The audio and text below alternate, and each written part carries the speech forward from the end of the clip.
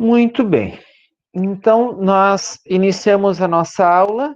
Ela vai estar disponível depois aqui no Moodle, gravada da forma como ela foi acontecendo a partir deste momento, tá? Então, quando nós falamos de direito e moral, gente, o direito e a moral, eles nunca tiveram afastado, tá? Mas teve um período, principalmente no período chamado positivismo, tá? Que ali pós principalmente o anterior à Segunda Guerra Mundial, tá? E principalmente quando que houve a necessidade de reduzir, mitigar os poderes dos governantes, que se afastou um pouco a questão moral do direito, tá? O direito valia para o direito somente aquilo que estava descrito na norma, tá? Se estivesse na norma, tinha valor. Não estando escrito na norma, não tinha valor. E o que se observou? Que, principalmente no início do século, no início do século XX, ou na primeira metade do século XX, o mundo cometeu grandes atrocidades em função do quê?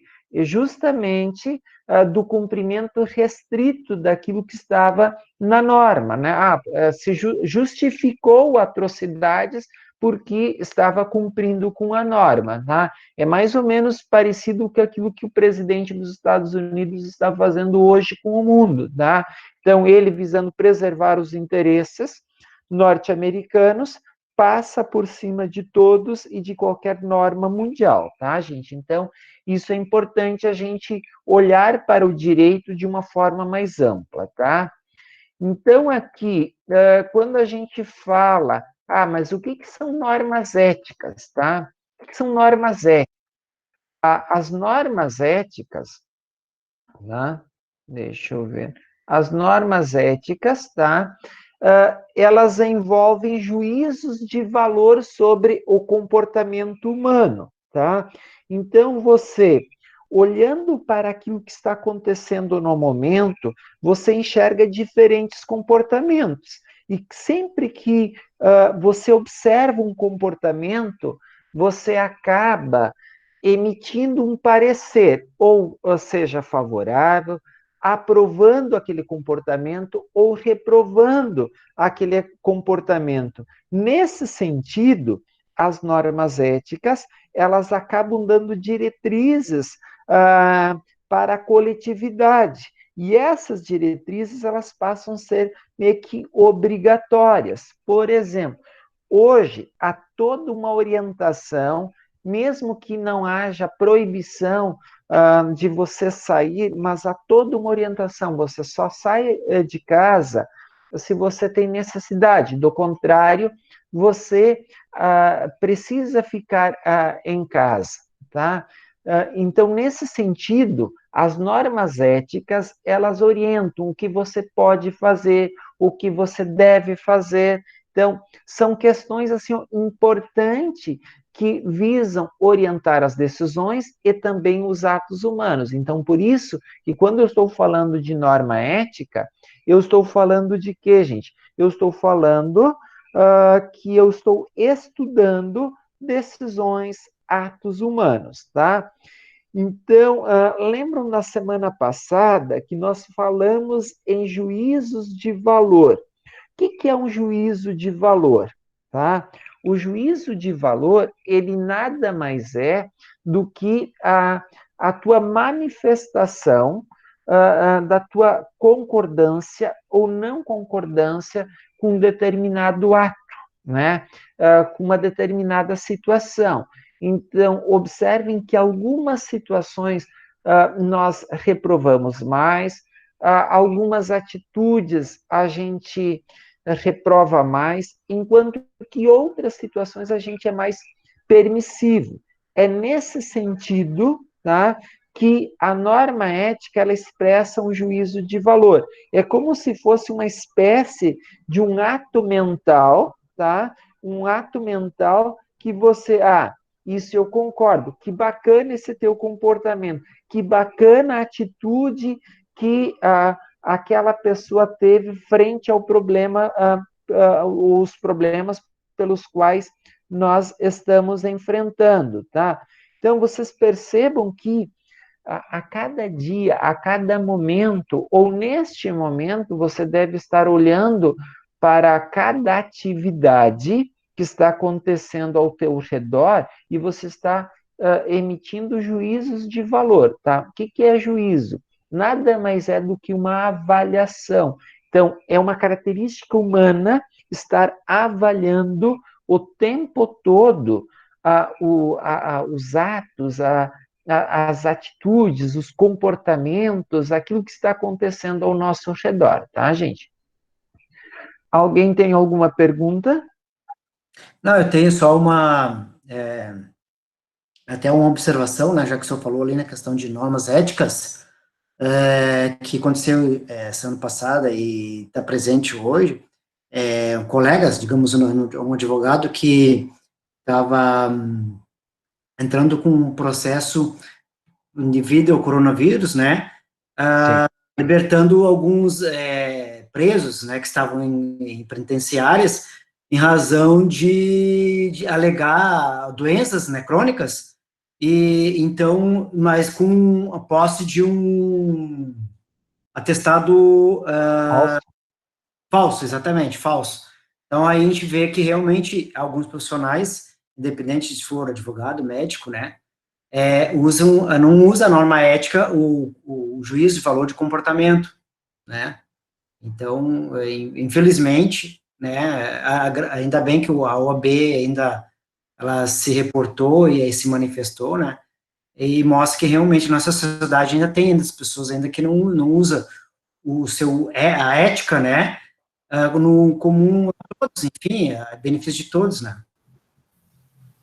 Isso nós vamos ver em todas as atividades, em todas as funções, e principalmente quando vocês forem fazer o estudo da ética profissional, você vai ver que nós vamos ver que este profissional ele pode sofrer algumas sanções, e se ele é reincidente, ele pode até ser expulso da categoria, ser suspenso, né? Em Novo Hamburgo tem um escritório de advocacia. Historicamente, ele é violador das normas éticas profissionais, tá? Então, nós temos a questão das normas éticas gerais, tá? E hoje nós estamos trabalhando exatamente com essas normas, tá? E em algum momento nós vamos estudar, não aqui na nossa disciplina de introdução ao direito, nós vamos estudar a questão ética profissional, né? O que, que se espera de um comportamento de um profissional da advocacia, tá? Porque você imagina, olha a nossa imagem como ela é deteriorada, né? Deteriorada com o comportamento de um colega que fez uso de mecanismos escusos para um objetivo que era grandioso. Nós temos que preservar as vidas, ok? Independente daquilo que aconteceram com as pessoas. Agora a gente preserva e depois a gente vai analisar cada situação, tá, gente? Então, por isso que isso deve ser reprovado sempre, tá? Nós devemos reprovar. Não podemos aceitar, porque daí o que que este profissional fez? Ou vários profissionais fizeram um uso equivocado de mecanismos jurídicos que são ótimos, né? Por exemplo, hoje a grande preocupação, e eu achei assim bem interessante uma fala do ministro da Economia na semana passada, ele diz o seguinte: olha, agora nós temos a grande preocupação do país tem que ser com a preservação de vidas, tá? Depois nós vamos nos preocupar com a economia. Depois nós vamos brigar Depois é que a gente vai brigar politicamente, corrente A com corrente B. Então, acho que neste momento, você coloca uma situação bem importante que alguns profissionais não fazem bem aquilo que nós temos à nossa disposição, que são, né, as possibilidades que a gente tem de liberar aquelas pessoas que tinham principalmente algum problema de saúde, tá? E fizeram, mas veio à tona, porque todo mundo ficou sabendo. Você imagine agora esse profissional, ele chegando na OAB, você imagina esse profissional chegando na sociedade, na família, tá? Quando que ele é visto como um péssimo profissional, tá, gente? Então, por isso que o comportamento, e quando a gente fala que a sanção ética é da consciência, nós já vamos trabalhar, enquanto que a norma jurídica ela tem a sanção, tá? Um exemplo deste profissional pode ser a questão da suspensão, tá? Ele vai passar por algum procedimento ético que depois, no momento adequado, a gente vai estudar aqui, né, no nosso curso de Direito, tá? Pessoal, então nós estávamos falando que a, a norma ética, ela está muito mais vinculada à tua consciência, tá? Ela está muito mais vinculada, ou seja, você acaba não fazendo não tendo determinados comportamentos porque você acredita, tá? Muito mais por aquilo que você acredita, tá? Então, por isso que a norma ética, ela é uma espécie de juízo que orienta se uma conduta ela é permitida ou proibida, tá? É isso que vai dizer a norma ética, tá? Ela está associada aos valores? Perfeito, sim, exatamente, aos valores, tá? Então, do valor e dos valores que a sociedade ela preserva, ela vai construindo, ela vai colocando em cada momento histórico, a partir dos valores, nós vamos determinando os comportamentos que são resultado da norma ética. Né? Então, a norma ética, ela se caracteriza pela possibilidade de violação. Como assim vocês? Gente, a norma ética, ela se caracteriza pela possibilidade de sua violação. Eu vou dar um exemplo. Eu vou assistir a aula agora, eu sou obrigado a assistir a aula?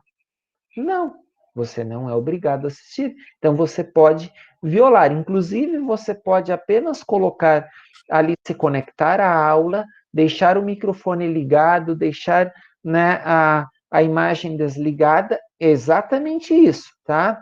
A Fica na norma sua é... consciência. Oi? Fica na sua consciência.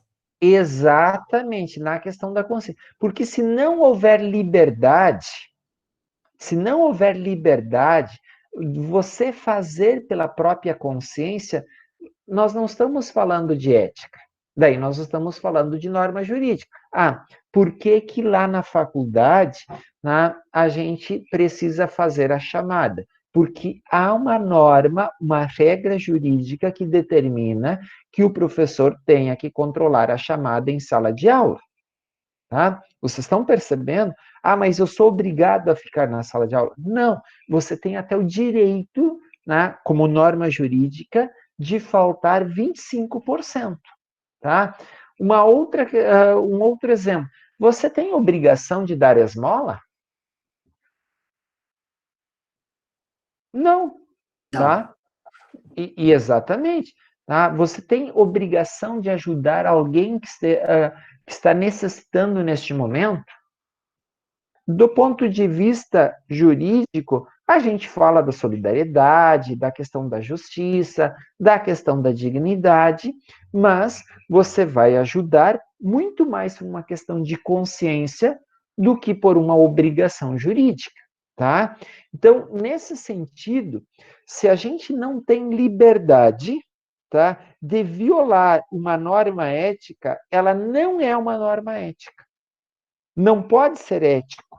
Você não pode ser coagido a ser honesto.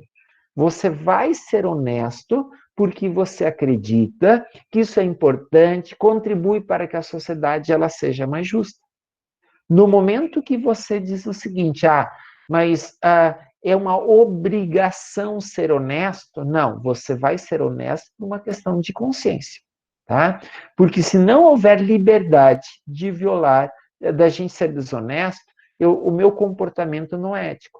Eu vou ser honesto porque tem alguém me vigiando, vocês estão ali me enxergando, então por isso eu vou ter um comportamento adequado de professor, de advogado, de pessoa neste momento. Não, eu preciso me comportar porque eu acredito que este comportamento para esse momento é o mais adequado, é o justo. Eu não posso ter este comportamento, estar aqui, porque alguém na faculdade está me vigiando se eu estou dando aula ou não. Porque algum aluno pode me denunciar se eu não estou dando aula. Não, gente. Eu estou dando aula porque eu acredito, tá? Não é porque alguém esteja me vigiando neste momento, porque eu tenho um compromisso também moral com vocês, com a aprendizagem de vocês. É nesse sentido. Então, para que uma atitude, para que um comportamento ele seja considerado ético, ele precisa ter a possibilidade de ser violado. Tá? Porque eu tenho que ter a liberdade, porque eu faço aquilo por uma questão de consciência, tá, gente? Estão me entendendo? Sim. Daí, olha aqui, ó.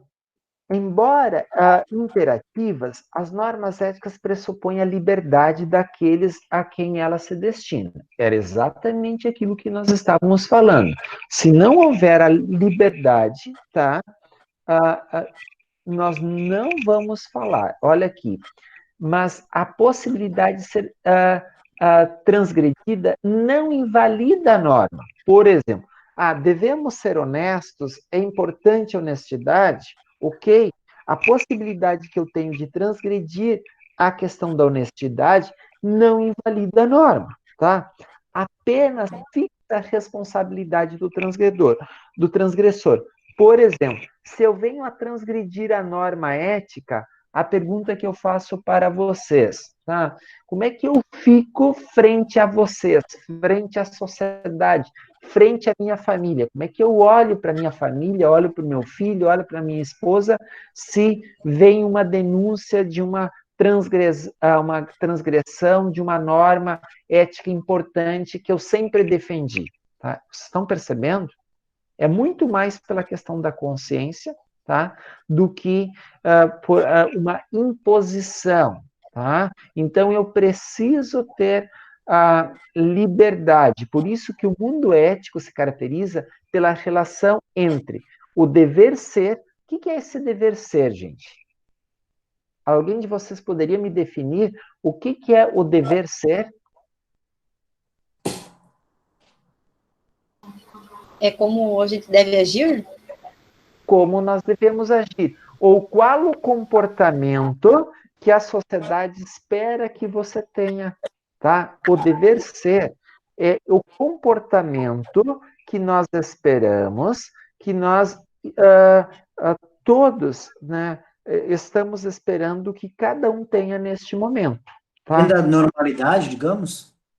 Dentro de uma normalidade, tá? Ou até numa situação, por exemplo, de uma situação de anormalidade. Você é um profissional que estudou no mínimo 5 anos, tá? Você é um profissional que estudou no mínimo 5 anos. Você deve ter um comportamento ponderado, você deve saber ouvir. E mais, gente, no direito, nem sempre quem grita é o vencedor. Muito pelo contrário, né? Muito pelo contrário. Às vezes, eu já vi muitos colegas gritando, batendo na mesa, e qual foi o resultado daquela ação?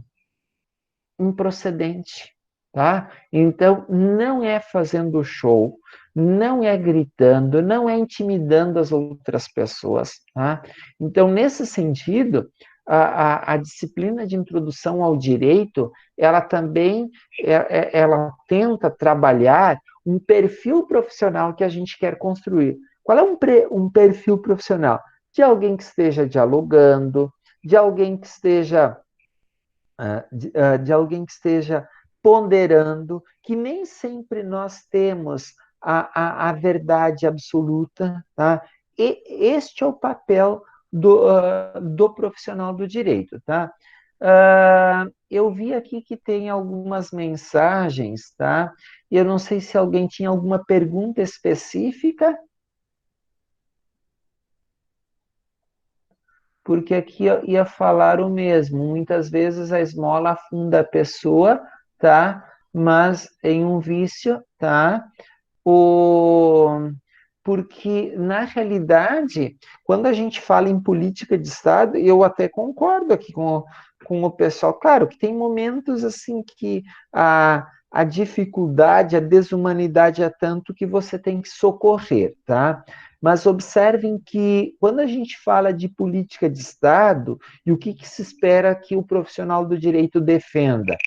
Não é uma solução que vai resolver o problema por 1 minuto, 3 horas, né? Se eu dou de comer apenas para a pessoa lá naquele momento, estou resolvendo o problema por 3 horas, tá?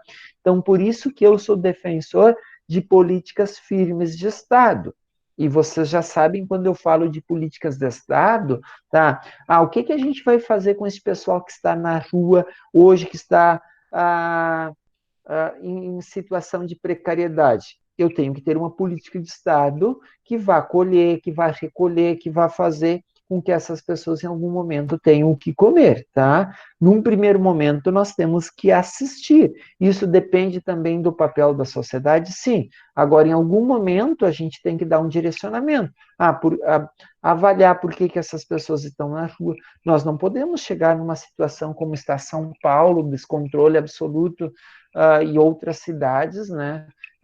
Aquelas cracolândias, né? Porque daí a sociedade ela perde o controle e aquilo acaba sendo um estupim, justamente um fomento para o crime. São esses cuidados que eu defendo, por isso que eu sou um defensor não de políticas de governo A ou de governo B, de políticas de Estado. Independe de quem é o governante, nós temos políticas necessárias para que a gente possa evoluir do ponto de vista da sociedade, tá?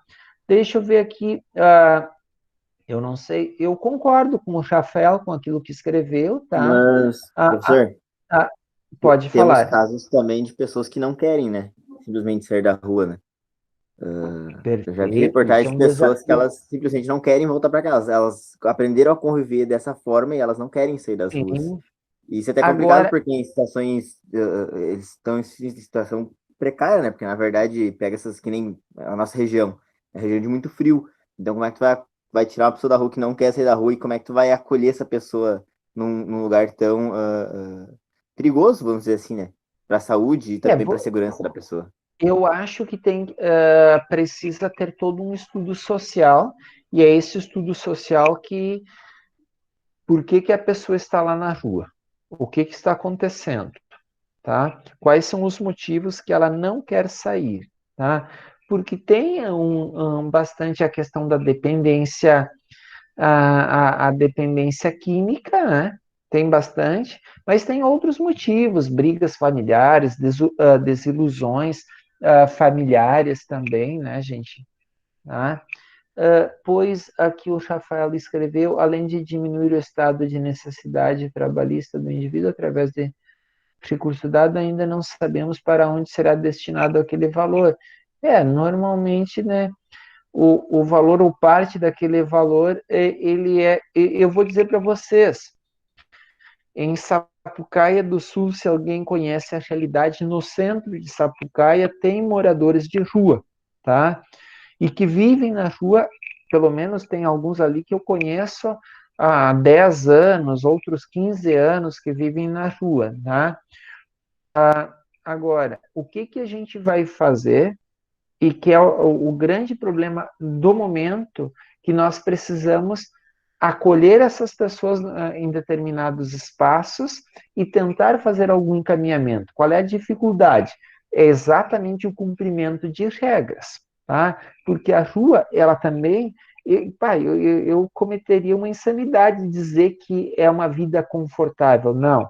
Eu estou falando o conforto no sentido que não há regras, há uma liberdade dessa pessoa de agir, de comportamento, que normalmente os espaços de acolhimento eles não dão para essas pessoas, tá? E ao não dar para essas pessoas, essa questão da liberdade, o que eles acabam se afastando, tá, gente? Então, e não aceitando as políticas de acolhimento, tá? Eu só estou vendo onde é que está o carregador do meu notebook, que eu vou precisar carregar, porque aqui a bateria me dá 1 minuto, que eu vou pegar o carregador, porque está terminando a bateria.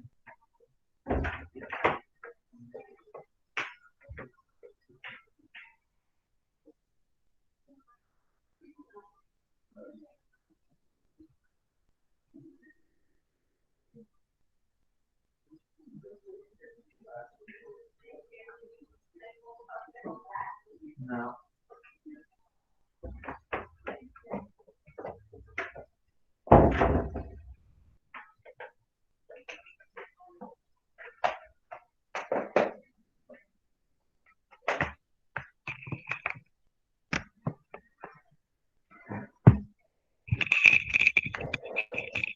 Pessoal, como é que está essa plataforma? Tá ótimo. Para mim aqui tá bom. Para mim tá ótimo. Porque eu resolvi usar Tá ela. melhor do que os outros. Desculpa, Jefferson. Tá bem melhor do que os outros. Tá melhor que o Zoom. Eu acabei lendo sobre ela e vi que ela é mais leve, tá? Não sei como é que é a qualidade da imagem, né? Que vocês estão. Mas A imagem tá boa, para mim tá boa a imagem. sim, tá? Para mim Aqui eu também tá tô bom. e tá ótima a Ok. imagem também. Então, tá beleza, fora tá, isso, parece ser mais estável que o Zoom e que o YouTube. O YouTube, quando tá ruim, tá péssimo. Nunca vi. Exatamente, foi o que eu li, até por isso que eu estou. Vamos ver daí. Tá. O Professor? Zoom teve problemas de segurança, teve várias situações. E, claro, agora a gente vai ter de tudo, né? As pessoas tentando criar problemas, mas que bom que vocês conseguiram acessar. Foi tranquilo para vocês acessar? Sim. Sim. Sim, foi. Professor? Lembrando que a transmissão está sendo feita pela rádio também aí da aula hoje. Exatamente, né? O pessoal está. Isso aí, tá, gente? Então tá. Provavelmente eu estava. Professor Edir, Fala, o Rafael, né? tu já passou por alguma situação onde entrava aquela questão da ética profissional, que alguém saiu da ética vista na profissão? Num processo, algo do tipo? Sim, Situação? eu vou dizer que isso a gente enfrenta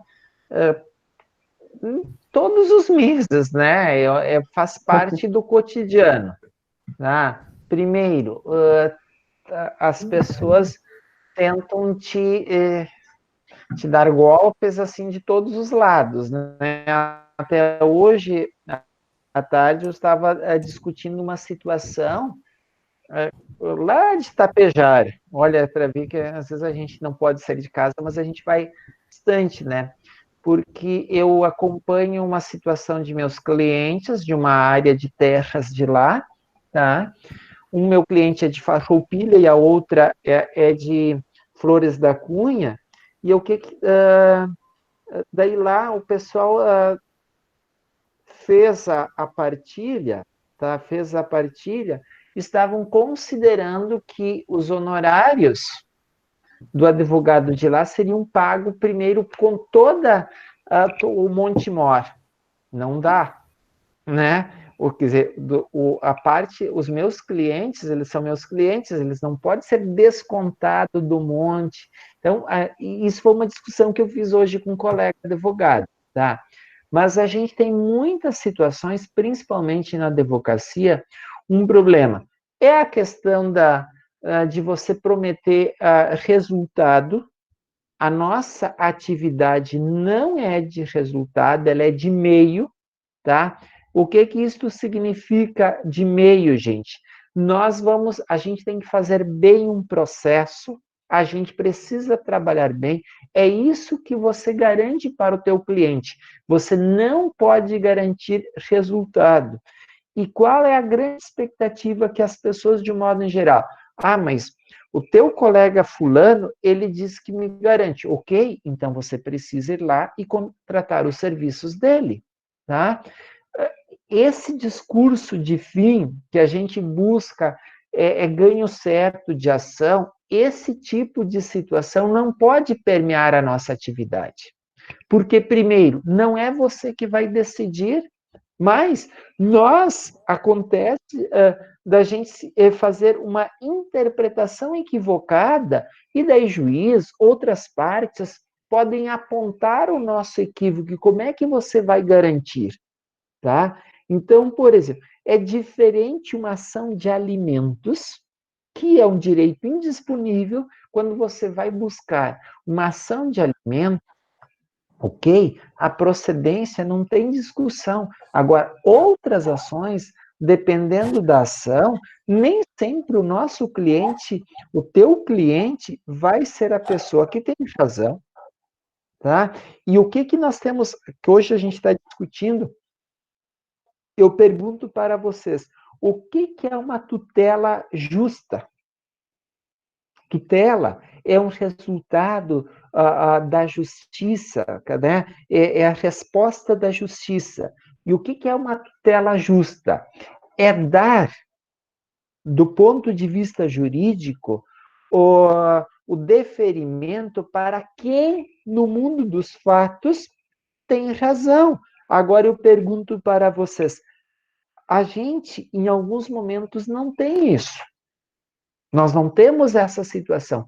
Por isso que a gente depende do nosso trabalho, de como a gente faz, cuidar todos os detalhes de um processo, verificar. Às vezes o cliente ele vem, eu estava analisando hoje uma questão previdenciária também, que a pessoa ela me disse o seguinte, eu vim de fora em 1985. Daí eu fui olhar na carteira de trabalho dela, ela fez na metade de 1984. Eu analisando os documentos para ver se a gente poderia encaminhar a aposentadoria ou não. Então, olhando a informação que a pessoa me passou e conferindo com os documentos. Daí eu liguei para a pessoa e disse o seguinte, olha aqui, a gente não vai bater todo o período, porque o juiz vai ver isso, o INSS vai ver isso, que você está me dando uma informação e os teus documentos estão dando outra. Mas o teu pai e tua mãe, quando é que eles começaram a trabalhar aqui com um vínculo empregatício? Em 1900 e final de 83, 84. Essa informação vai estar à disposição do INSS, vai estar essa informação à disposição de... Se eu pedir isso, eles vão perceber que nós estamos mentindo. Então, o que é a vantagem? Eu organizar e apontar isso para o cliente, ele sabe o porquê que ele não está recebendo o deferimento de uma situação. E daí você já aponta, porque o que acontece? Os nossos clientes, às vezes, eles querem receber a resposta milagrosa. Eu vou te aposentar. E daí chega lá, depois de 2 ou 3 anos, vem a resposta que foi indeferida a aposentadoria dele, tanto da via administrativa como na via judicial. Agora, se você chamou o cliente e disse o seguinte, olha, nós precisamos ajeitar isto para que a tua aposentadoria seja deferida. Opa, ele percebe que você não é bobo, porque ele se dá conta que ele te falou uma situação e você percebeu nos documentos que a realidade não é aquela. Então, isso nós nos defrontamos tanto com colegas como com clientes. Você precisa analisar e é muito importante você apontar, olha, Isso que você está me dizendo não procede. Nas trabalhistas, então, vocês não imaginam o que vem. Nós, no escritório, a gente tem como regra conversar, no mínimo, 2 vezes antes de distribuir a ação, depois que o cliente ele entregou os documentos, fez toda a situação. Por quê, gente? Justamente, principalmente agora com a reforma, eu não posso fazer pedido aventureiro. E se o cliente ele me traz uma informação inverídica, daí ele traz, eu olho para os documentos e eu pergunto, olha, nós estamos fazendo tais e tais pedidos. Quais são as provas? Como é que a gente vai provar isso que você está alegando aqui? Ah, não, mas isso eu não tenho. Tem prova testemunhal? Qual é o documento que você tem para isso? Eu não encontrei, você não me trouxe até agora. E daí você vai limpando, tá? Então, quando a gente fala da relação ético-moral com o direito, eu estou dizendo para vocês, não existe mágica hoje, em nenhuma área. Os outros teus colegas, advogados, os outros profissionais, eles são estudiosos, eles estudaram também. Então, o juiz não é bobo, a promotoria não é. Então, é nesse sentido que o agir ético-moral, ele vai te fazer com que você possa deitar e ficar com a consciência tranquila. Este é Ô, professor, Pode falar. desculpa te interromper, mas e aonde é que entra a cobrança dos honorários? Depois que entra o processo ou antes? Onde é que entra no meio, assim? O, Advogado X, a, ou advogado, tem, N, cobrança, digamos. tem N situações, tá? Por exemplo, nas ações trabalhistas, você normalmente você cobra uma taxa para abrir o processo, fazer todo o encaminhamento, começar a analisar os documentos e você vai receber ao final, tá? Nas previdenciárias, a mesma coisa, tá? Na questão civil, você cobra no início. Mas aqui, gente, o cobrar os honorários, às vezes, a falta da verdade é para você pegar uma ação, tá? Você acaba criando uma falsa expectativa no cliente para cobrar honorários, daí ele fica, não, é certo que eu vou ganhar, o doutor tal, o doutor fulano, ele vai fazer e ele me garantiu, então eu vou pagar, mas daí depois como é que você fica frente aos demais clientes?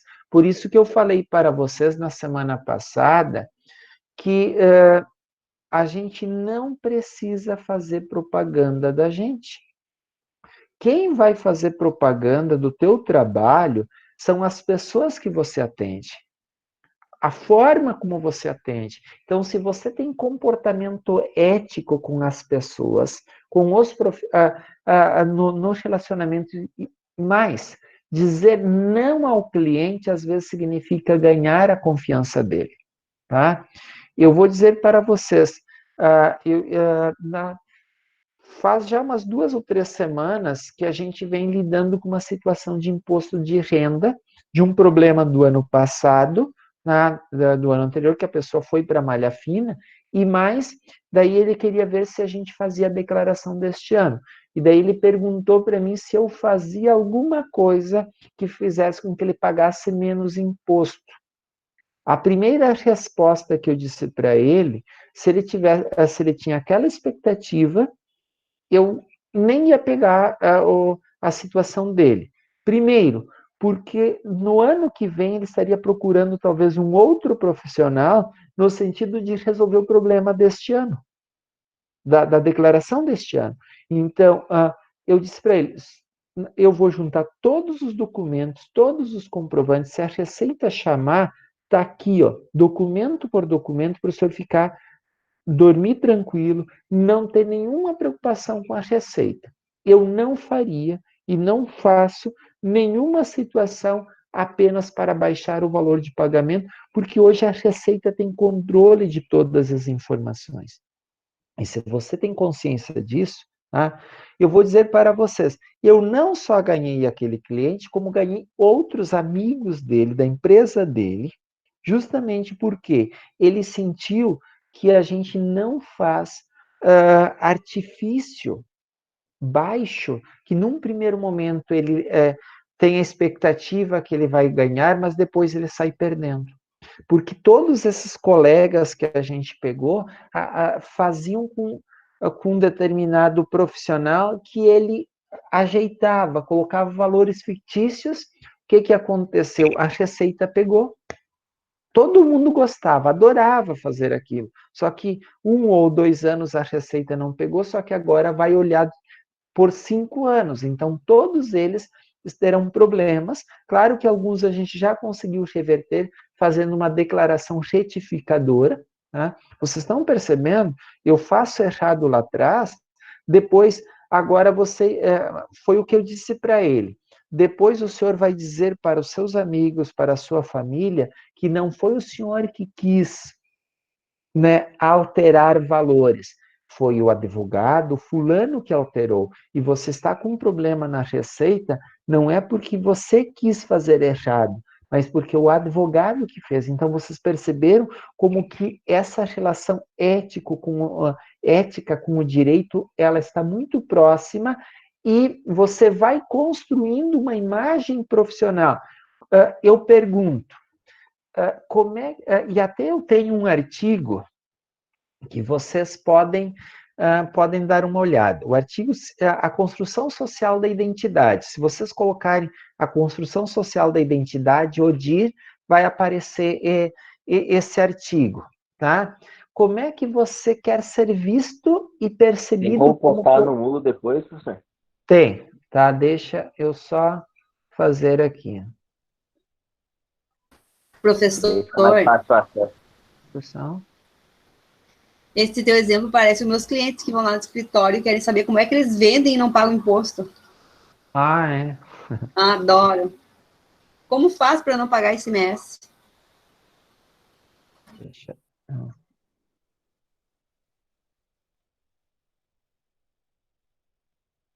Esse artigo aqui, vocês estão me enxergando? Não. Não. Opa. Então, por favor, deixe eu compartilhar.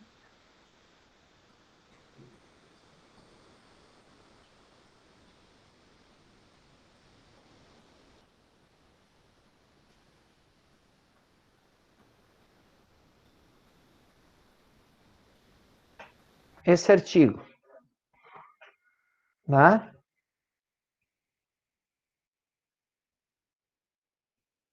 Estão vendo ele? Sim. Tá? Sim. Esse artigo aqui. Tá? E a construção da identidade social, eu até tinha feito, escrito de uma outra forma, tá? É este artigo, tá, gente? Professor, o senhor vai postar isso no Moodle?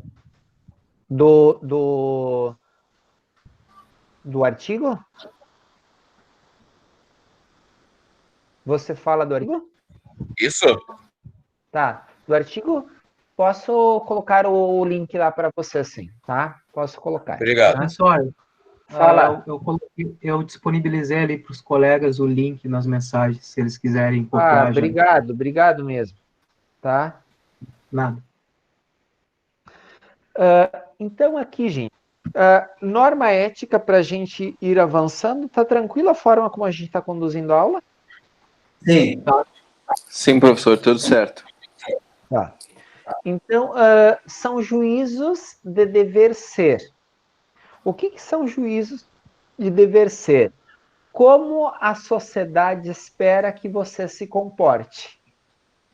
Como é que a tua família espera que você se comporte? Como é que a sociedade espera que você se comporte? Por isso que eu estou relacionando, gente, a discussão de hoje com aquele meu artigo, porque aquele artigo ele trata exatamente do que, gente? Da imagem, como é que é construída a nossa imagem? Por aquilo que nós conseguimos construir e fazer com que as pessoas percebam mas também por aquilo que os outros dizem da gente. Tá? E na advocacia, como é que você constrói a sua imagem? Você constrói a sua imagem a partir daquilo que os outros dizem de você, do ponto de vista pessoal, do ponto de vista profissional, tá? O que os outros, os clientes que você atende comentam com os demais, com os amigos. Gente, chega um momento na advocacia que os clientes que vêm te procurar, assim, que não tem nenhuma informação, são poucos. A grande maioria dos clientes, e eu vou dizer mais para vocês, mesmo a gente não estando no escritório hoje, a gente continua atendendo, a gente continua pegando ações, tá? Justamente porque são pessoas que nos conhecem, ou mais, são pessoas que outras pessoas indicaram, outras pessoas mostraram a importância do nosso trabalho para essas pessoas. Vocês estão percebendo como isso é importante quando eu falo de um comportamento, como é que você se comporta frente aos clientes? Mas, gente, você não precisa ser arrogante, prepotente, né, frente aos teus clientes.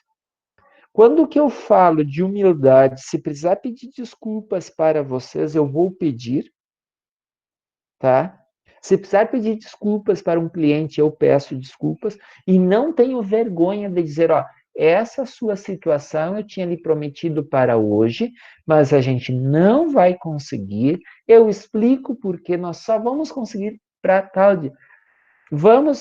Tá, ok. Falar a verdade, gente, é o que nos dá tranquilidade.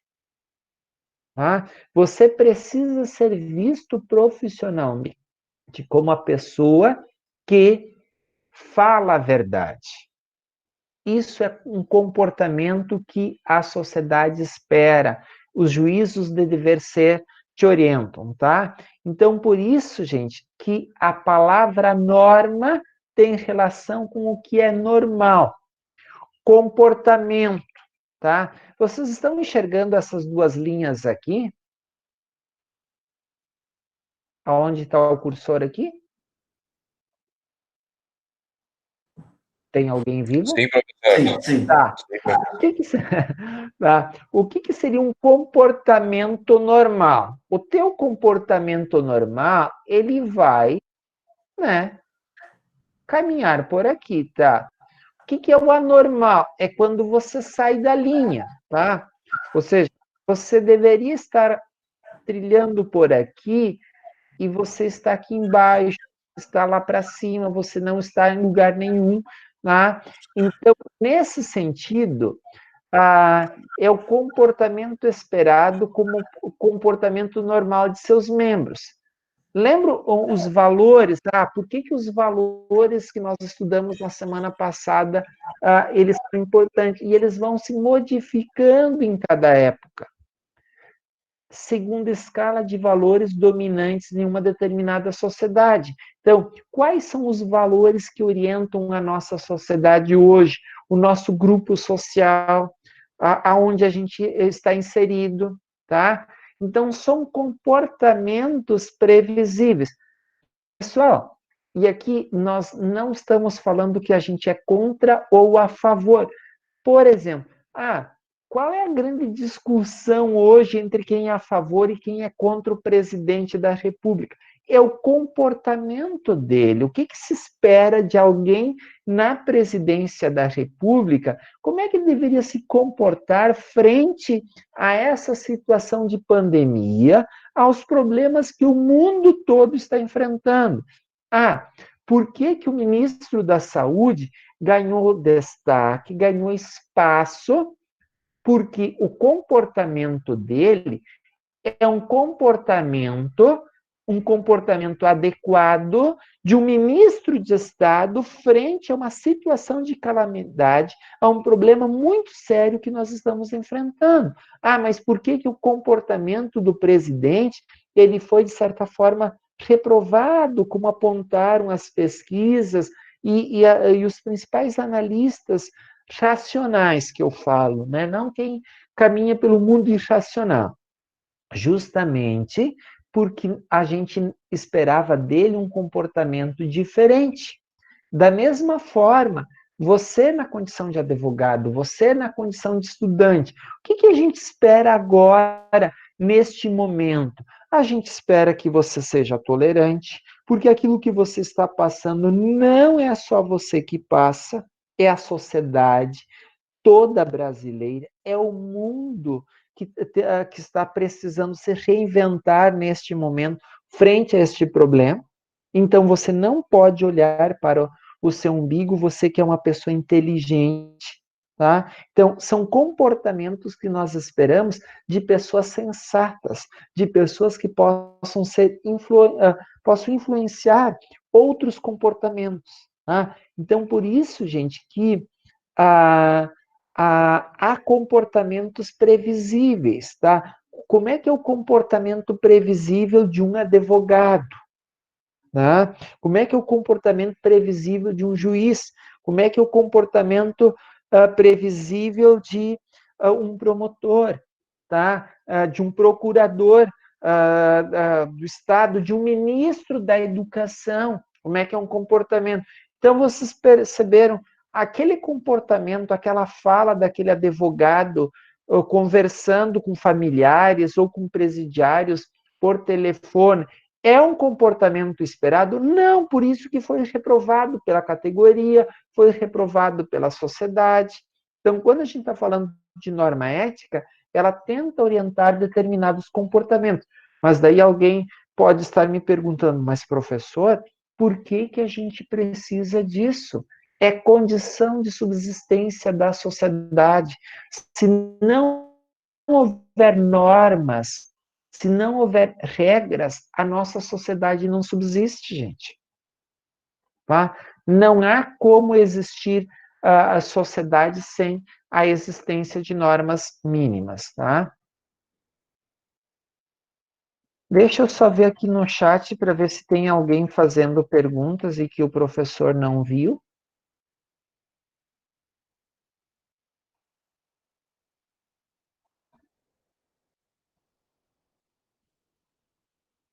Tá? Ok, tá, não tem. Voltamos para lá.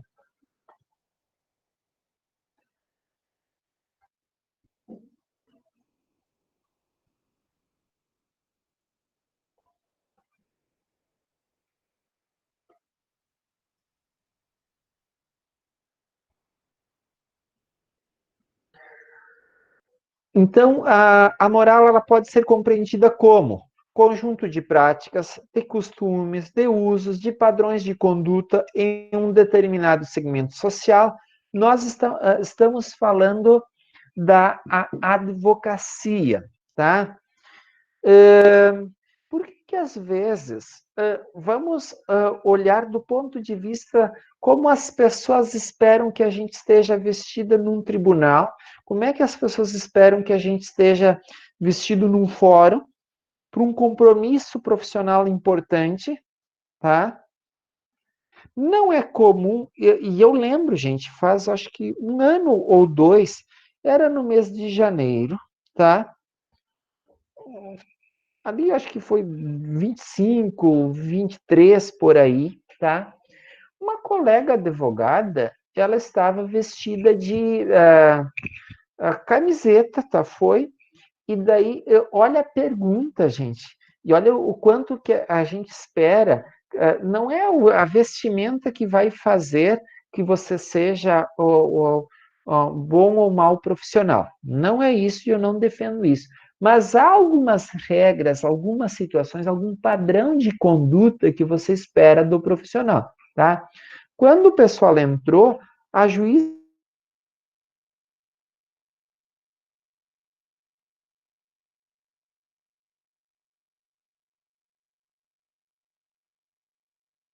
levantou, claro que eu achei que foi uma pergunta também delicada, mas o que você espera?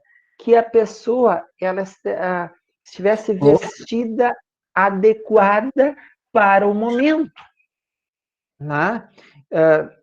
Eu imagino que na cabeça daquela magistrada, aquela colega não estava vestida de forma adequada.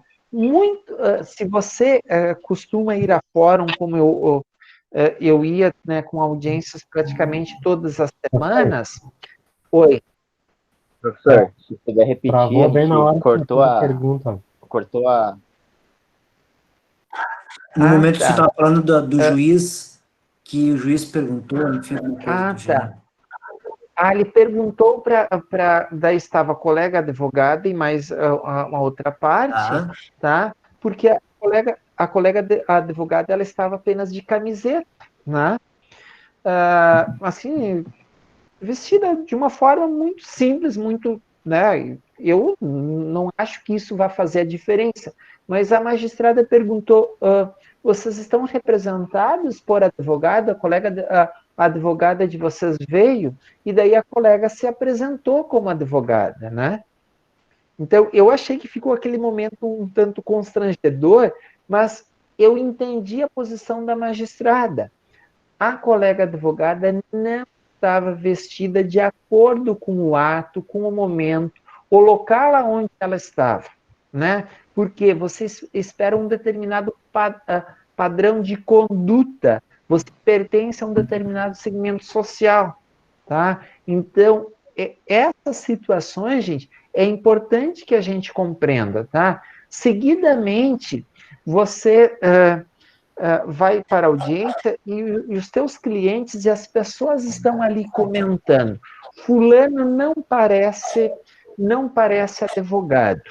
Não parece advogado pela forma como se comporta, pela forma como se veste e pelo pouco conhecimento jurídico que tem. Vocês estão percebendo que quando a gente está falando de um comportamento, de um padrão, o que se espera de alguém que se diz advogado? Que se diz um jurista? De alguém que tenha conhecimentos jurídicos. Agora, se você não tem conhecimento jurídico, se você não consegue se manifestar, se posicionar, desenvolver uma argumentação coerente, qual é a interpretação que as outras pessoas que estão ali te assistindo vão ter? Então, por isso, gente, se a gente cobra um pouco mais, às vezes, aqui de vocês, é porque o mundo cobra muito da gente. O mundo cobra muito do advogado.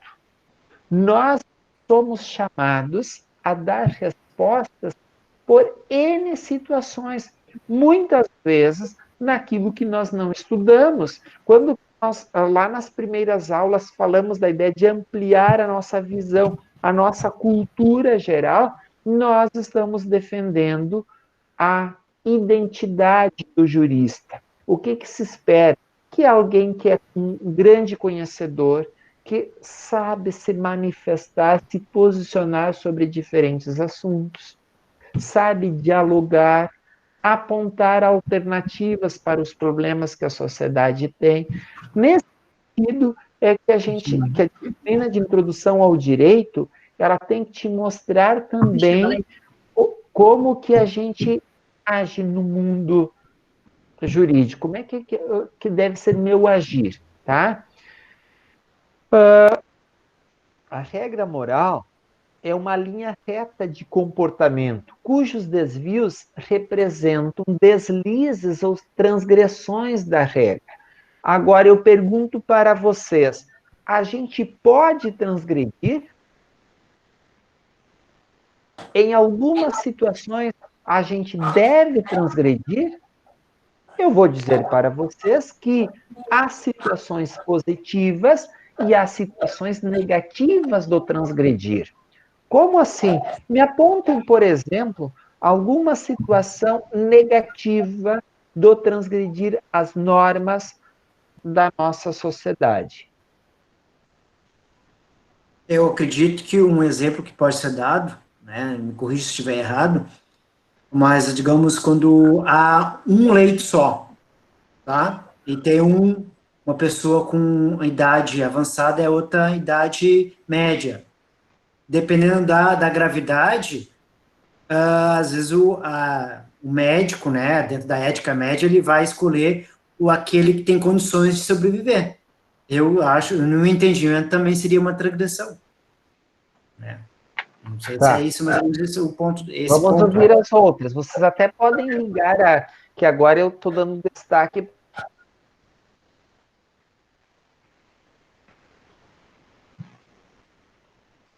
Eita, agora sim, trancou. Travou tudo, né? Ok, mas estamos de volta. Esse negócio.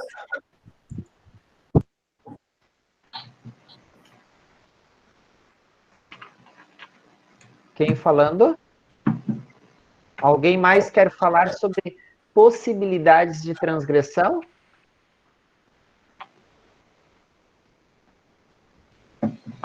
Vamos falar de situações, tá? Situações, estou escrevendo ali, gente, né? Que podemos transgredir,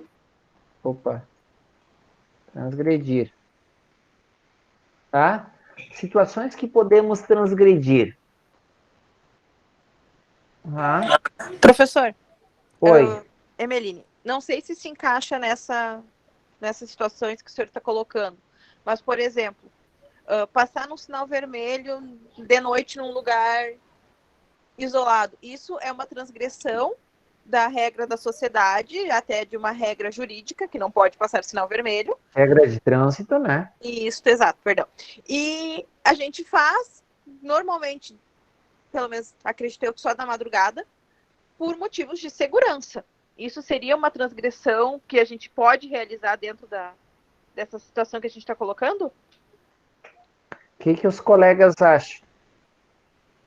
Quem quer se manifestar? Eu acho que pode também, porque é por uma questão de segurança. Sim.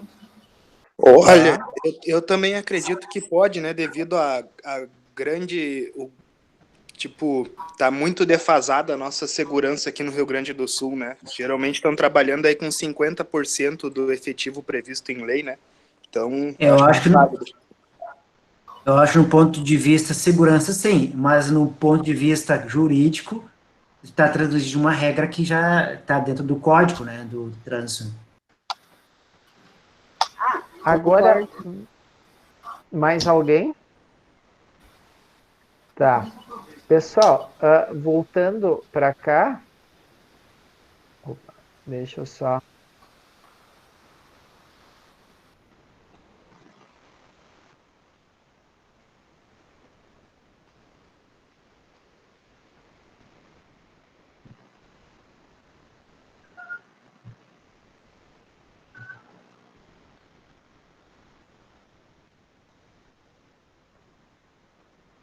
Ok, estão me ouvindo? Sim. Tá. Sim, professor. Tá. O que são a gente, o comportamento, a traição conjugal, tá?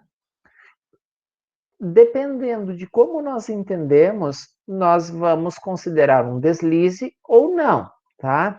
Se a gente olhar hoje, nós tratamos homens e mulheres com igualdade, tá? Havia algum tempo, ou durante um determinado período, que a sociedade, ela...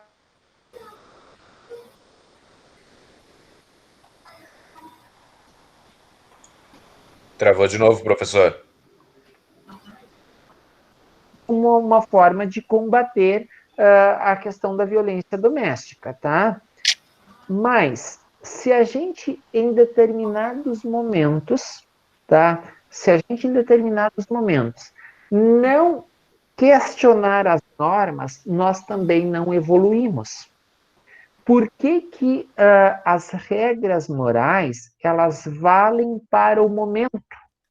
Professor, travou o áudio do senhor novamente quando o senhor estava falando, começando o assunto sobre traição. Tá. Voltamos. A traição, a traição, em algum momento, né, a traição, em algum momento, principalmente quando que era apenas masculina, a sociedade, durante longo período, aceitou isso com tranquilidade.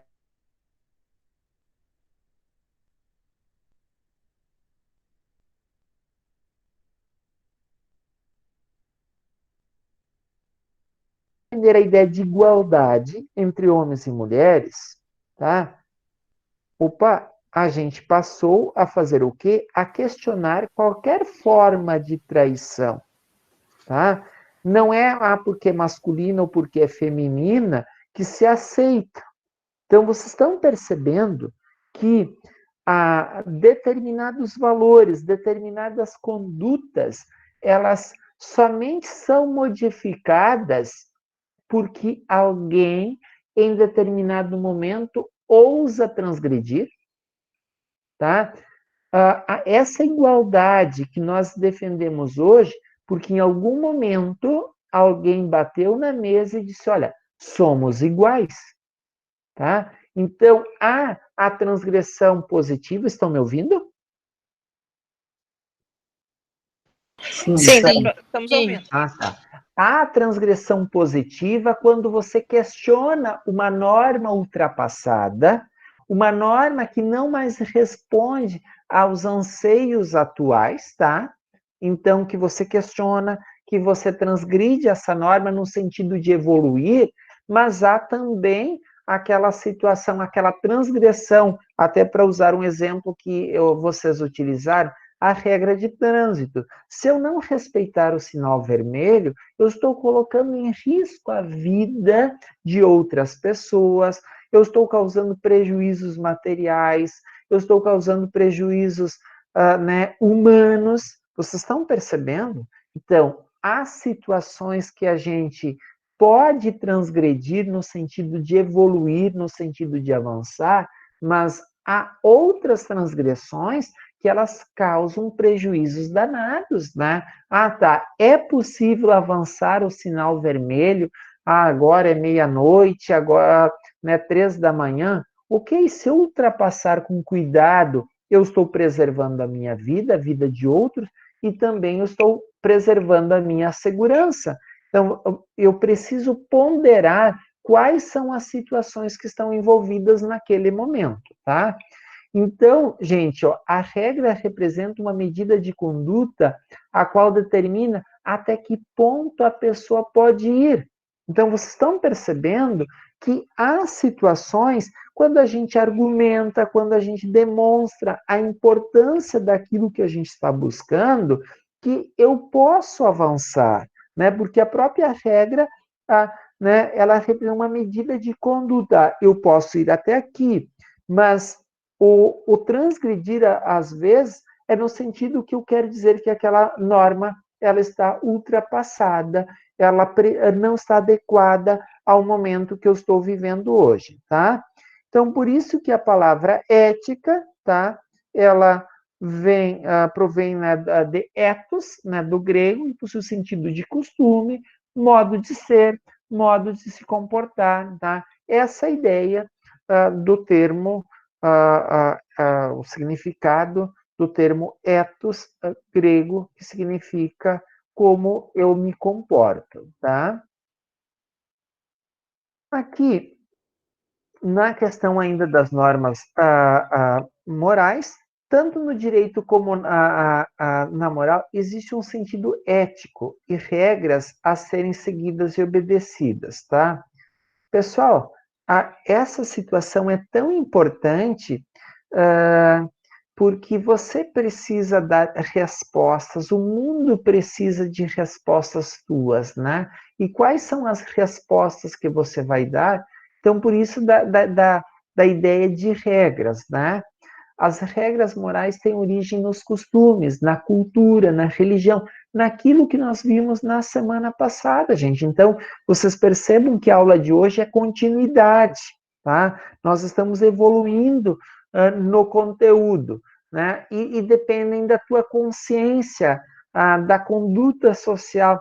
Ou se a gente for olhar a cultura brasileira, do Brasil, ela é mais permissiva para algumas situações. Eu vou em outro contexto cultural, a cultura não é tão permissiva. Então, vocês percebam como que o meio social, o contexto cultural, como ele influencia se eu posso ser mais permissivo ou que efetivamente eu tenho que cumprir regras. E você sabe, dependendo do ambiente ou do meio social onde você está, você vai se comportar. Se as pessoas são educadas a ter determinado comportamento, elas seguem. Por que que nós não conseguimos avançar? As pessoas sempre costumam dizer, vamos começar pelas crianças. Ok, mas se as crianças verem como é que os adultos se comportam, nós educamos muito mais por exemplos. Então, eu defendo a tese que a mudança começa pelos adultos, não pelas crianças, né? Porque somos nós que mostramos como nos comportamos, como agimos, né? Então,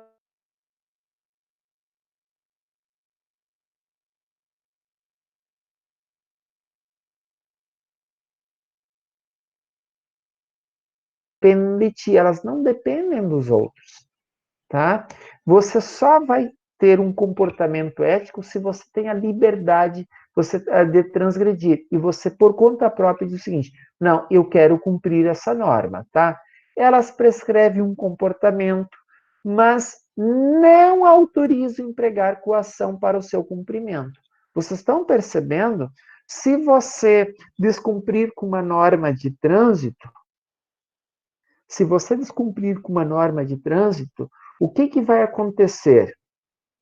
Tem a multa, você pode vir a ter o direito de dirigir suspenso, então tem uma série de coações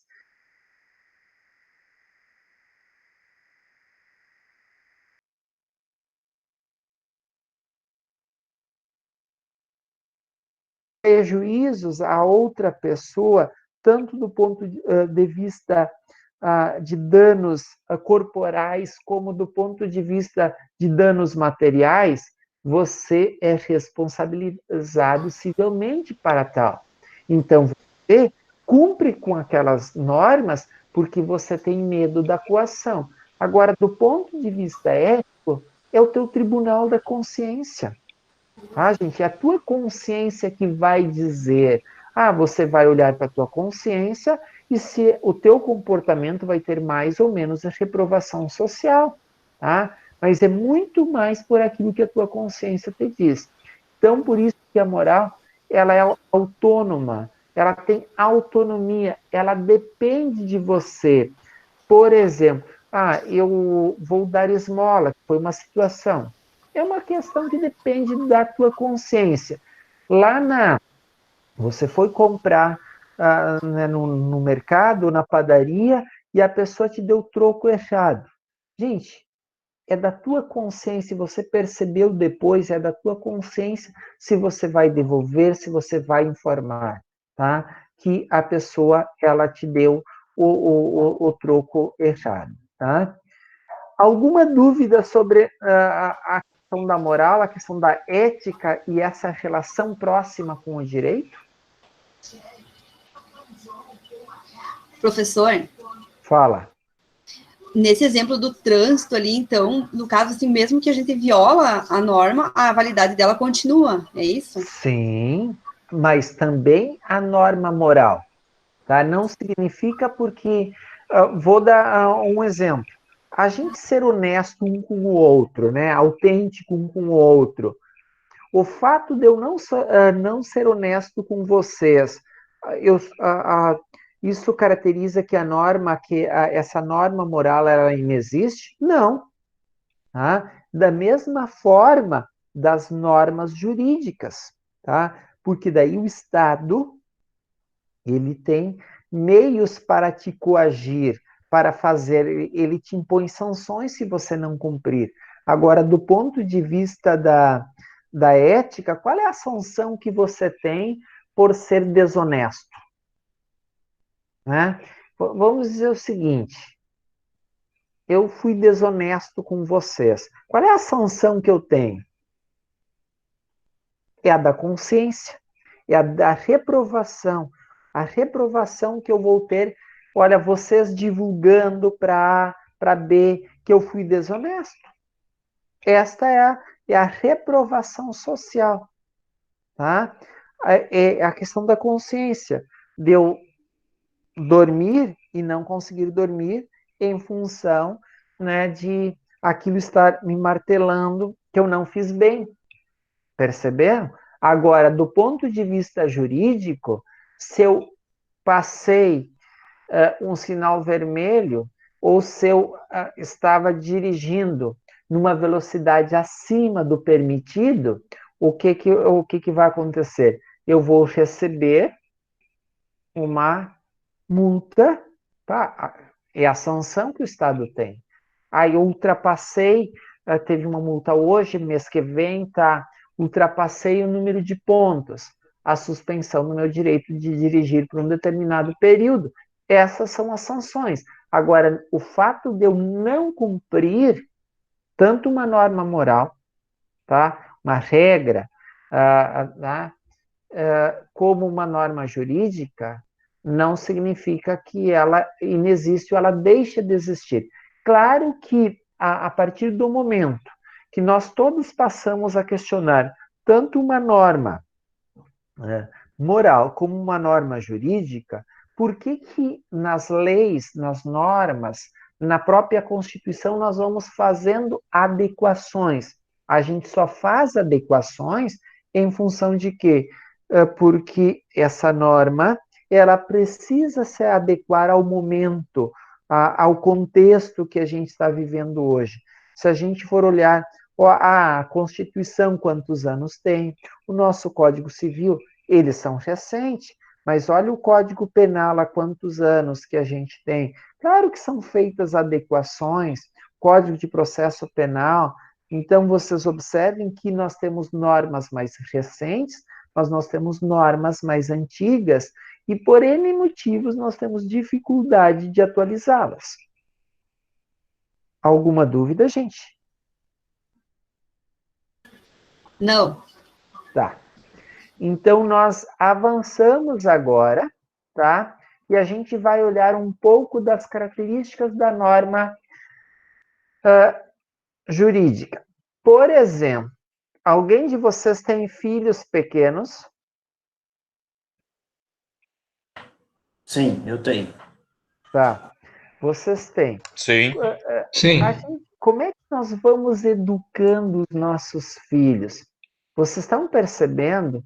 A gente educa pela questão dos limites, a gente vai apontando pelo exemplo, tem uma série de situações, tá?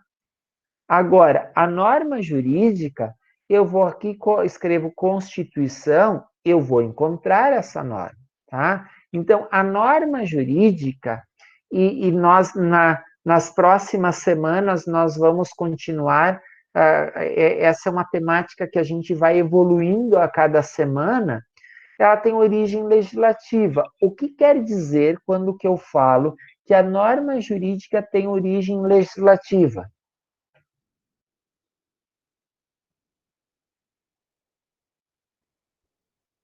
Alguém está vivo? Porque é o legislativo que cria as normas abstratas que devem ser observadas pela sociedade. Exatamente. Então, primeiro, uma norma, claro que há normas, e vocês estão, não sei se alguns de vocês estão fazendo direito constitucional, ou já estudaram direito constitucional, né? Elas podem ter origem, por exemplo, os decretos têm origem, né, no poder executivo, tá? As medidas provisórias têm origem, né, no poder executivo, e depois passam pela sanção legislativa para se tornar lei, tá? Mas observem que as normas jurídicas, elas provêm do Estado, mas os costumes de cada época, de cada momento, e se vocês forem fazer busca, podem fazer alguém abrir o Código Civil e escrever lá costumes, vocês vão ver que nós temos vários exemplos que o direito, ele diz o seguinte, sim, temos que cumprir as normas, mas temos que levar em consideração o costume do local, da comunidade, os bons costumes. Então, percebam que quando a gente está falando dos bons costumes, está escrito na nossa norma jurídica, significa o quê? Que nós estamos relacionando a norma jurídica com o direito, com a ética, com a moral, tá? E também inspirados, né, nos princípios morais. Então, as regras jurídicas, elas não surgem do nada, gente, tá? As normas jurídicas, elas, sim, surgem dos valores, dos anseios morais de cada comunidade, tá? Os comportamentos que nós reprovamos e determinados comportamentos, a gente, lá no legislativo, ele vai impor uma determinada sanção. Então, se eu matar alguém, se eu furtar, eu vou sofrer uma sanção, tá? Não só a reprovação social, mas uma reprovação, uma sanção por parte do Estado, tá? Porque isso a sociedade determinou, tá? Então, o direito, ele se preocupa, né? Ele se ocupa da vida da pessoa, né, em sociedade, do homem em sociedade. Lembram que nós já falamos, a gente vive em sociedade, né, das relações que nós estabelecemos. Então, a gente vai estabelecendo relações jurídicas, tá, com as pessoas, na família, no trabalho, no espaço, nas instituições de educação. Então, nós vamos construindo relações nas diferentes esferas da sociedade. E o direito, ele regula exatamente todas essas situações, tá? O Tribunal do Direito é regulado pelo Estado, tá? Então, essa é a diferença, que lá o Tribunal da Ética, que nós vimos há pouco, é regulado pela consciência, pela minha consciência, né? Aqui, a gente tem o Tribunal do Estado, mas por que a gente precisa ter um Estado? Imagine se cada um fosse fazer a justiça com as próprias mãos, gente. Vocês acham que é possível viver numa sociedade onde as pessoas fazem a justiça com as próprias mãos? Tá? A questão da vingança. Não tem como. Então, vocês estão percebendo? Não seria possível a vida em sociedade. Era impossível até a questão Não da estava ali, subsistência. não vou, olhava para cima e... Era impossível, é impossível a subsistência na sociedade. Então, se o indivíduo não aderir às normas, o Estado pode utilizar instrumentos coercitivos para a sua obediência. Alguém pode me dar algum exemplo, tá? Algum exemplo de instrumentos coercitivos que o Estado pode utilizar?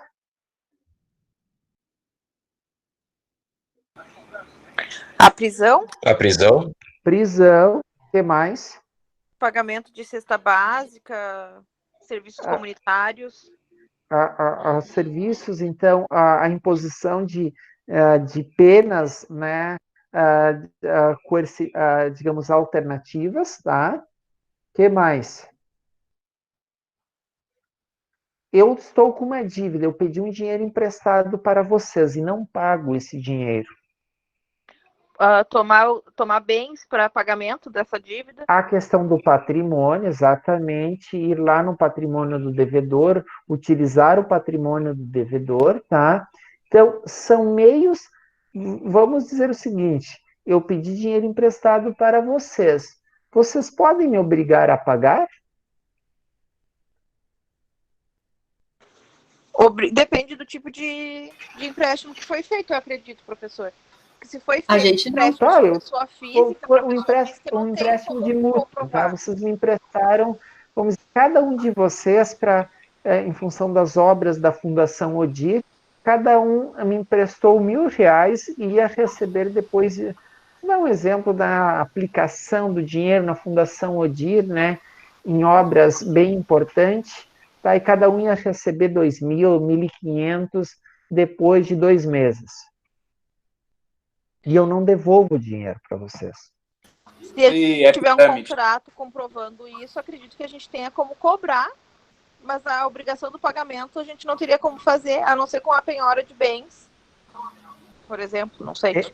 A pergunta era se vocês poderiam me obrigar a pagar. Não podemos. Judicialmente, talvez a gente possa, através de cartório de cobrança, esfera civil, não a gente obrigar, mas usar meios legais para que o senhor precise pagar. Vocês percebam quando que no mundo do crime, por que quando há desavenças, problemas de pagamento, que alguém paga com vida? É justamente porque a gente não tem o Estado. Lá a gente não tem o Estado. Então, aqui, pelo fato da gente ter o Estado... Lá é o tribunal do crime, né? É o tribunal do crime. Então, alguém pode entrar na justiça dizendo, olha, o fulano me deve 10.000 de maconha, não me pagou cocaína. Eu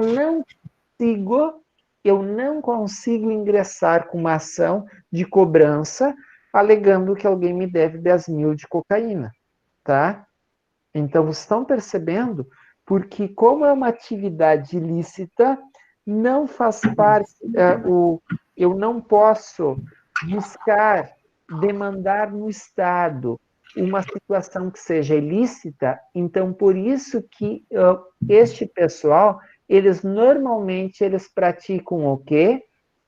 A sua própria justiça, a sua própria violência. E por que eles são violentos? Porque eles não querem que ninguém desobedeça o tribunal do crime. Tá? Eu tenho que mostrar força, se eu não mostrar força, o que vai acontecer? Tá? Se eu não mostrar força, o que vai acontecer? As pessoas não vão me pagar, tá? Então, a agiotagem é uma delas, né?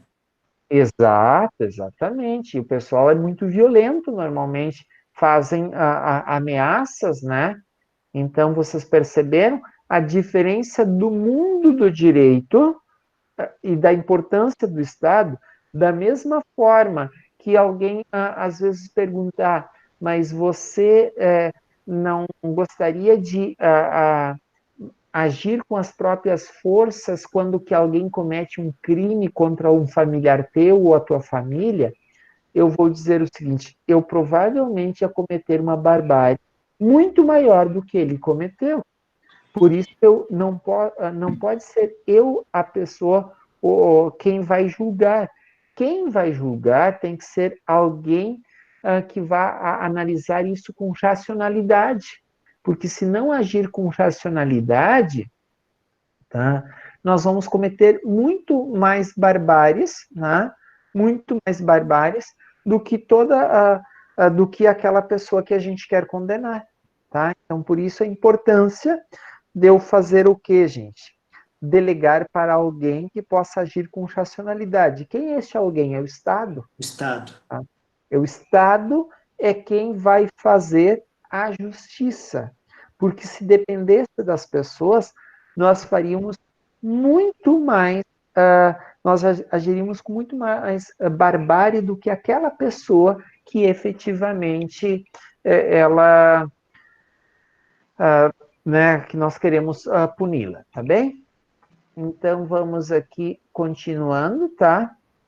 Então, por isso que o Tribunal do Direito é regulado pelo Estado. Se o indivíduo não aderir às normas, o Estado vai usar aqueles instrumentos, né? Que é a prisão, que é a condenação, a penhora de patrimônio, tá? São todas aquelas situações que as pessoas, às vezes, elas veem, tá, mas o que eu posso fazer? Eu digo, por enquanto, nada.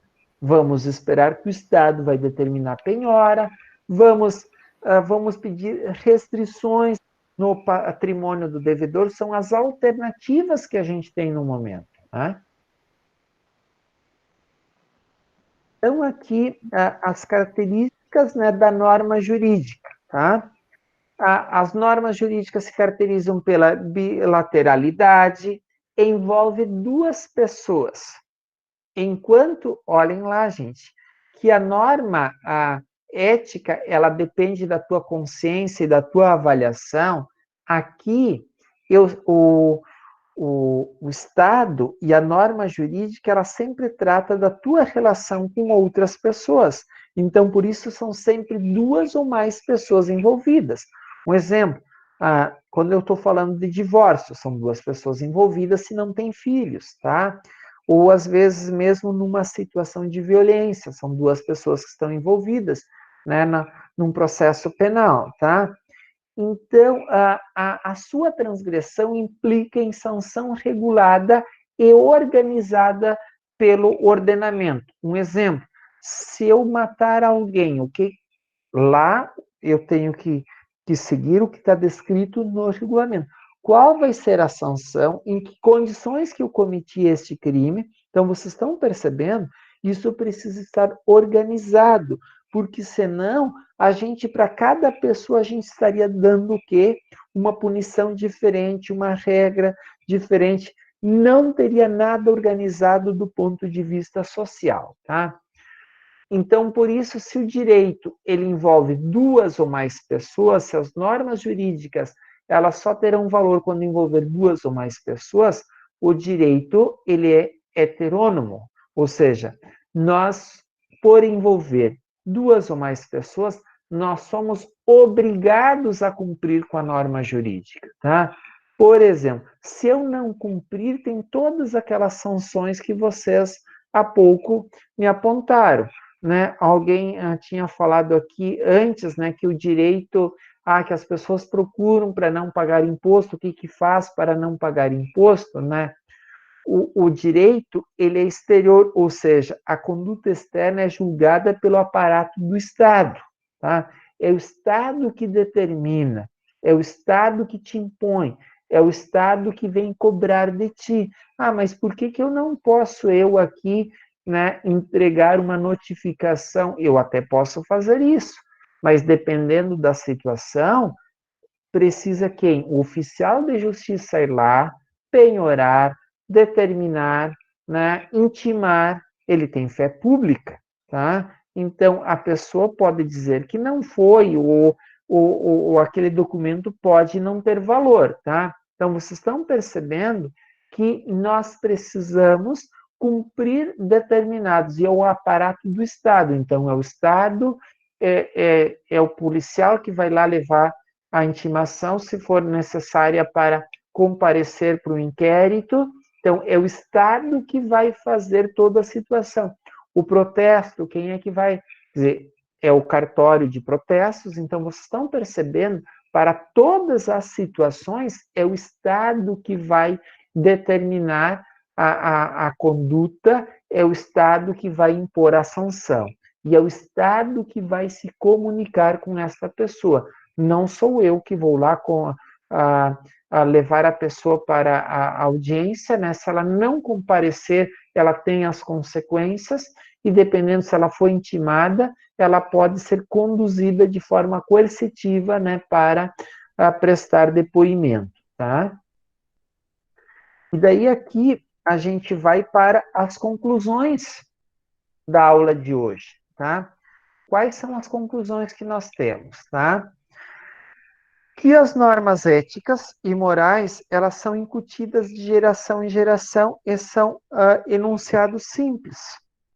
Você, quando nós falamos a quem tem filhos, né? Nós, desde muito cedo, nós vamos passando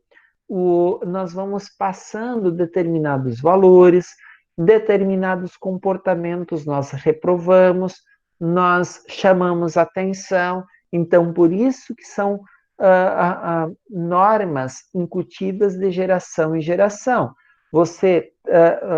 Teus pais passaram determinados valores, você quer deixar um determinado legado, e quando a gente está falando aqui legado de valores, de princípios para né, teus filhos, teus netos, tá? Você quer ser reconhecido por determinado comportamento, por defender determinados princípios, e você acha isso importante, nós vimos que é condição de subsistência da própria sociedade, tá? O direito, ele é um sistema denso e concreto, complexo, tá? Composto por um número significado de leis. Gente, é só a gente olhar Constituição, Código Civil, CLT, olha a quantidade de leis, Código de Processo Penal, olha a quantidade que as normas jurídicas, elas não são tão simples. Você estuda durante 5 anos, e mesmo você estudando durante 5 anos, se dedicando muito ao estudo do direito, pode ser que algumas situações você não consiga e não dá conta de tudo, né? Tem algumas áreas que você não atua porque você não consegue fazer bem, né? Em todas as áreas. O curso de Direito, por mais disciplinas que tem, ele não consegue dar conta dessa complexidade que é o mundo jurídico, tá? O termo bons costumes, ele está presente com assiduidade em normas jurídicas. Por exemplo, ele está bem presente, muito presente, né, no Código Civil, tá? E daí depois nós vamos ter a atividade da semana, vocês vão perceber que você vai encontrar em que situações que os bons costumes aparecem no Código Civil, em quais situações. Então, eu já vou dizer, é muito simples da gente ir lá e buscar, né, a palavra bons costumes, tá? Eu já estou aqui mostrando para vocês, vocês estão vendo onde que eu estou entrando? Não, Não, professor. Nós estamos te vendo. Vocês estão me vendo? Então, desculpa, eu vou compartilhar.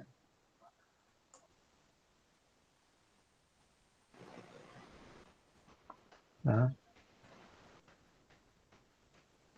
Aqui, nós entramos no Código Civil, vocês já sabem buscar, é sempre no site do Planalto, tá? Tá. Eu quero...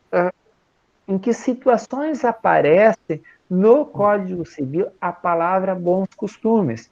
Ctrl F. Olha aqui, vocês perceberam? Olha aqui.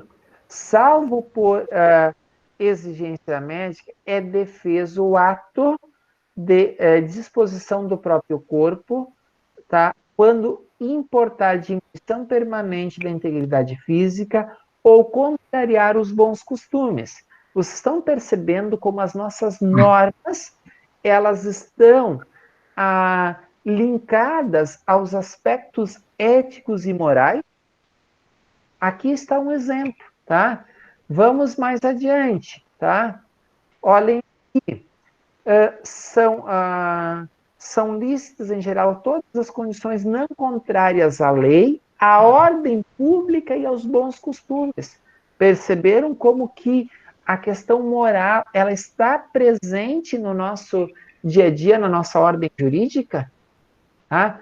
Segundo exemplo, vamos para o terceiro exemplo, tá?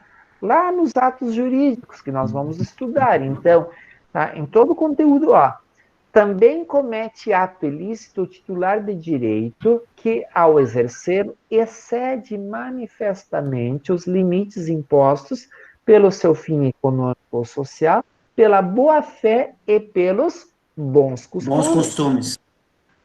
Tá? Vocês estão percebendo como que isso...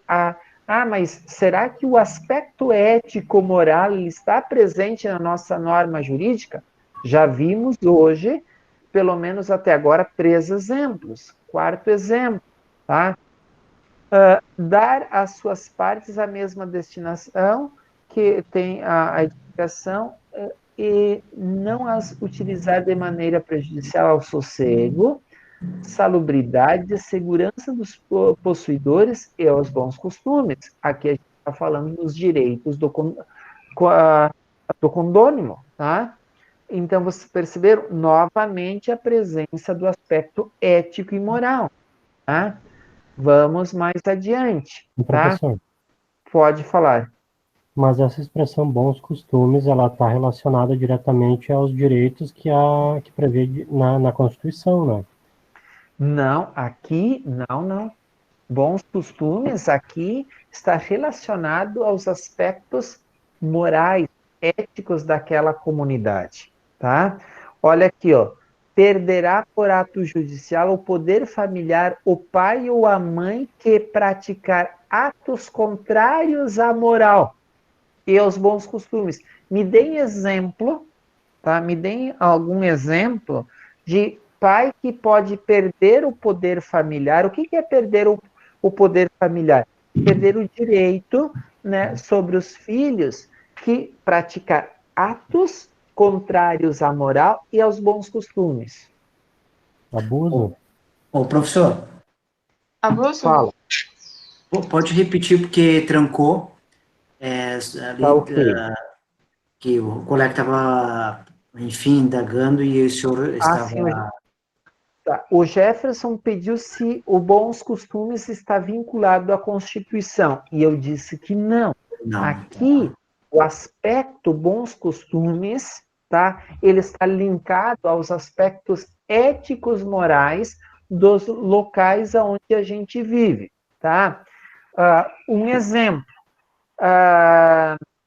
teve numa situação há um tempo atrás que nós analisamos de uma comunidade, tá? Que o rapaz e a menina, eles estavam se relacionando sexualmente, tá? Uhum. E o pai, ele no caso, acusou né, que chegou no momento e acusou o rapaz de violência, tá?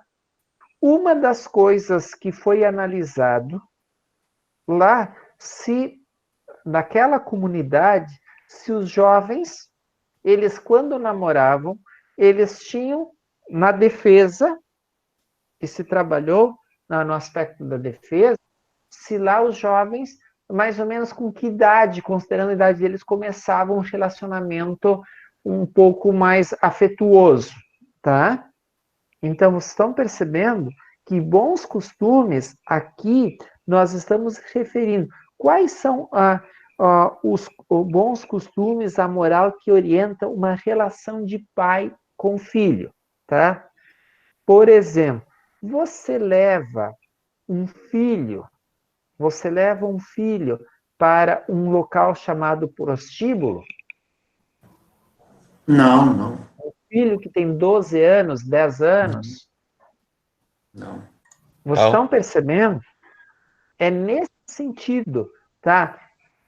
Ele seria, por exemplo, em algumas situações... São atos contrários, né? Contrários à moral e aos bons costumes, exatamente. Estou dando exemplos para vocês que situações, que a gente vê a mulher, a mãe, perdendo o poder familiar. Ela está em ambiente de prostituição, tá? E a criança está lá junto, tá? Então, lá naquele ambiente. Então, são nessas situações que a gente fala, está contrário à moral, está contrário aos bons costumes, e também aquelas situações que vocês acabaram de apontar, de violência também, de abuso por parte, né, dos genitores em relação aos filhos, tá? Que vocês apontaram. Tem outras situações. Pessoal, então vocês perceberam como que o aspecto ético, o aspecto moral, ele está presente na norma jurídica? Então, somente Sim. aqui no Código Civil, nós vimos 5 exemplos, tá? Como 5 exemplos da questão dos bons costumes presente na nossa legislação, no Código Civil, tá? Eu acho que é em todas as esferas, né? Exato, exatamente, tá? Os exemplos serviram para vocês compreender a relação entre direito e moral? Sim, Ali do código? Sim, Ok. sim. Tá. Sim, professor. A vida em sociedade impõe certas regras de conduta que se distanciam do direito e da moral. Por exemplo, as regras sociais, tá? Estamos falando aqui de regra social. Tem alguém com o microfone aberto? Tá. As regras sociais que eu falo aqui às vezes um pouco aquelas de etiqueta, de vestimenta, né? Então, a vida social, ela tem um pouco disso, tá? São as regras sociais ou de cortesia, tá? Ser cortês, vestir determinada indumentária, principalmente para quem é advogado, observem que a sociedade, ela cria uma expectativa também na forma como você vai se vestir, na A forma postura como também se você encaixa, professor? A postura também postura, se sim, encaixa? exatamente, tá? A